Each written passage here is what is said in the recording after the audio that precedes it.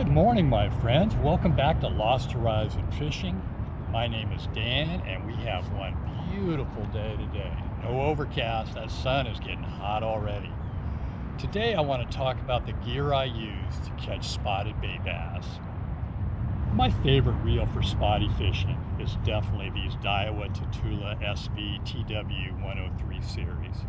It's a great reel, it's light, casts beautifully, really smooth, and it's held up really well. I literally have hundreds of hours of fishing on this reel, and it's still going strong.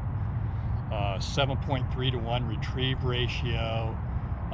Really no complaints at all. This is a perfect reel for spotty fishing.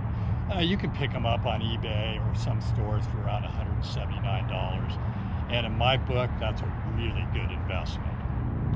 When it comes to rods, you can't go wrong with the Phoenix Feather series. It's actually a freshwater rod, but it works fantastic for spotted bay fishing. I think the thing I like most about this rod is how light it is. I mean, the word feather says it all. It's practically weightless, but yet it still has plenty of power. This particular one is 7 feet 1 inch long. It's medium heavy, and it's rated for a lure in 1/4 ounce up to 3/4 ounce. I've caught hundreds of spotted bay bass using this combination, and honestly, not a single complaint. Excellent setup. Now, as far as line goes, what I like to use, this reel has got 20-pound Power Pro Max Quattro on it, and I try to use that on most of my reels. I really like it. It's durable. It holds up well. And then I pair that up with a 15-pound fluorocarbon leader. Now, you're probably wondering, why would I use a 15-pound leader if I'm only fishing for fish that are in the 1 to 3 pound range? Well, the reason for that I will show you in a second. Why do I use a 15-pound leader? The answer is right here. I really like these Warbaits 1/4 ounce underspin heads, but they're expensive, 10 to 12 bucks each. And the last thing I want to do is leave this thing stuck on the bottom of the ocean. At least with a 15-pound leader, I got a fighting chance of getting this back once it's stuck. If you use a 6 or 8 pound test leader, those chances go way down. So in my case, I'd rather fish with a heavier leader and keep my equipment, because every time I lose one of these, I hear my wallet weeping as $12 disappears forever. Let me show you the retrieval method I use when fishing for spotted bay bass. Once again, we got a Warbaits 1/4 ounce underspin head and a 3.8 inch Kitech swim bait. I'm going to go ahead and give it a cast. And then I'm going to work it back to the boat. I use a fairly slow retrieve, but I'm also using a little bit of wrist action just to get a little bit more movement in the swim bait. And another thing I always do is I'll put a little hesitation in. I'll let it sit for a second or two and then work it back towards the boat.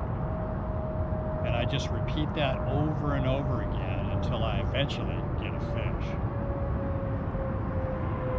Same thing, put a little hesitation in and then work it back towards the boat.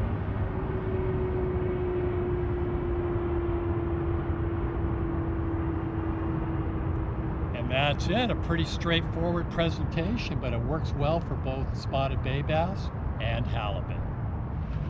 There we go.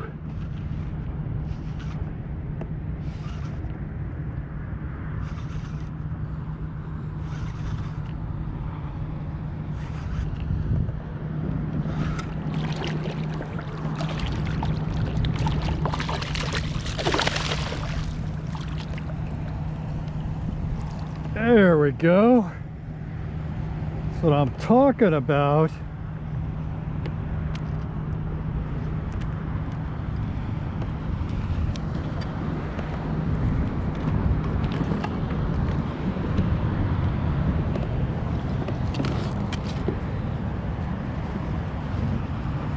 Yeah, whenever possible, always try to end your vlog with a nice fish.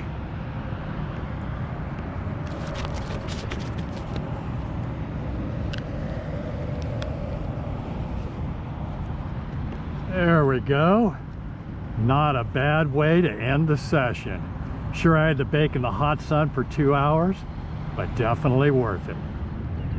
All right, let's let this guy swim away and live another day. A nice way to finish off the session. There he goes. And away he swims. Well, I think I'm going to call it a day. I am tired and I am starving, and I've got about a 30-minute pedal to get back home.